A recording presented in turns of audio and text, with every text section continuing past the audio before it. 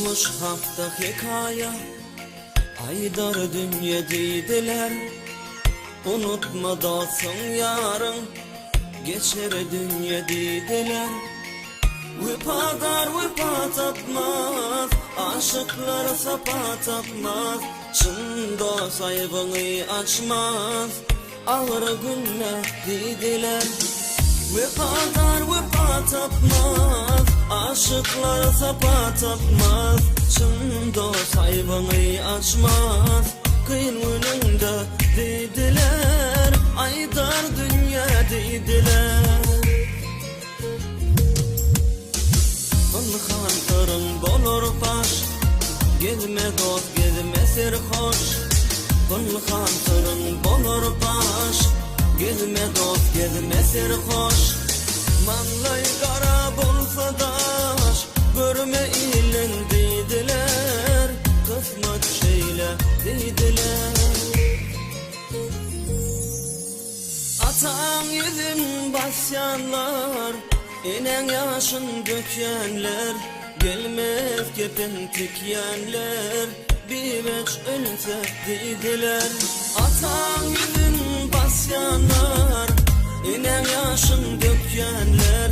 Gelmez kepen tikyenler, bir beş ölse deydiler. Gaydar dünya deydiler.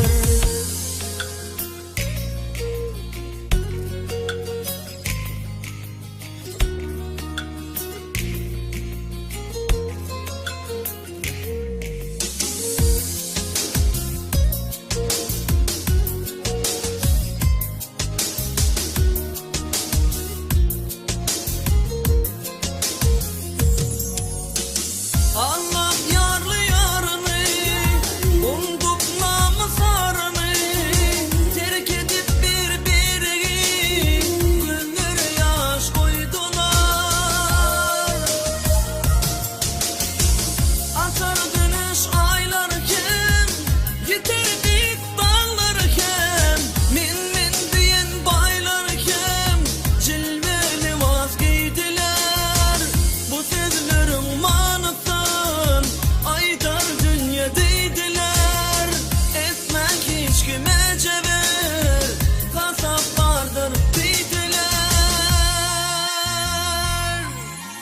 Gülme garip halına, naçarın ahvalına. Girme gepe gıybata, sebep olsun deydiler. Vıpadar vıpa tapmaz, aşıklar sapa tapmaz.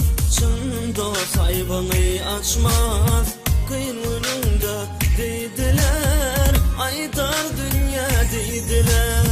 Durmuş hakta hikaya, aydar dünya deydiler.